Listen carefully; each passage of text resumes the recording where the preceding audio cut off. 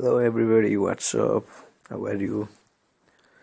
र अब यदि हजुरहरू नेपालको हुनुहुन्छ भने नेपालले हजुरहरूलाई ई-सेवा भनेर एउटा मोबाइल ब्याङ्किङ फेसिलिटी प्रोभाइड गरेको छ र हजुरहरूलाई अब यसमा एकाउन्ट खोल्न आउँदैन भने म हजुरलाई सिकाउने छु यसमा एकाउन्ट कसरी खोल्ने भनेर।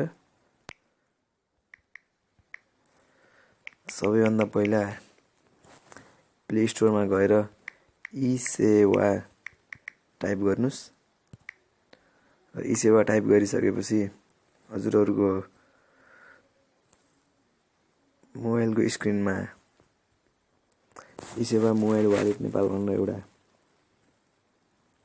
एप्लिकेसन आउँछ। त्यो एप्लिकेसनलाई इन्स्टल गर्नुस्। मैले पहिले इन्स्टल गरिसकेको छु, त्यही भएर मैले यहाँ सिधै ओपन गर्छु र यो ओपन गरिसकेपछि हजुरहरुले खुल्दै छ।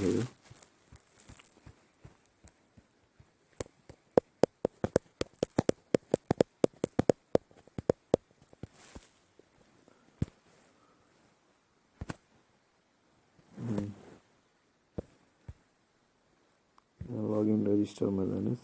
यहाँ रजिस्टरमा जानुस्। गइसकेपछि आफ्नो मोबाइल नम्बर हाल्नुस् र प्रोसिड गर्नुस्। मोबाइल नम्बर हालिसकेपछि तपाईको मोबाइलमा एउटा मेसेज आउँछ। मेरोमा नि आयो 289118 289118 289118 यति सबमिट गर्नुस्। सबमिट गरेपछि हजुरहरुले यहाँ पासवर्ड चुज गर्न भन्छ। म यहाँ पासवर्ड हाल्नुन्जेल म यो भिडियोलाई पज गर्छु र मैले यहाँ पासवर्ड हालिसके। अब म यसलाई सबमिट गर्छु र सबमिट गरिसकेपछि एउटा यस्तो नोटिफिकेसन जस्तो आउँछ र तपाईको मोबाइलमा एउटा मेसेज आउँछ एमपिन भनेर।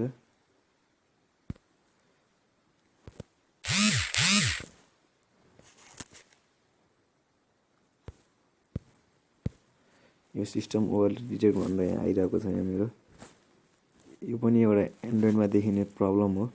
यसलाई पनि कसरी सल्भ गर्ने म हजुरहरुलाई पछि अर्को भिडियोमा अपलोड गरिदिन्छु। मेरोमा चाहिँ अहिलेदेखि यो देखाउन थालेको छ र यहाँ मेरो अगाडि एउटा पर्सनल डिटेल भनेर एउटा स्क्रिन अगाडि आएको छ।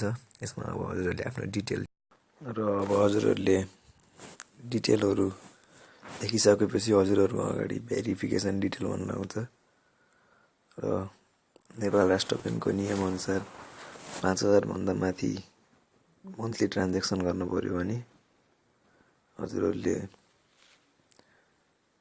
यो लाइसेन्स या पासपोर्टको स्क्यान डकुमेन्टको कपी बुझाउनु पर्ने हुन्छ र साथमा पासपोर्ट साइज पनि फोटो पनि बुझाउनु पर्ने हुन्छ।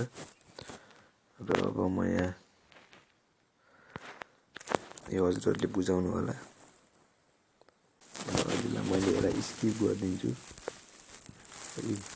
हाम्रो यो एकाउन्ट खुल्यो कल्याण भण्डारी 1.0।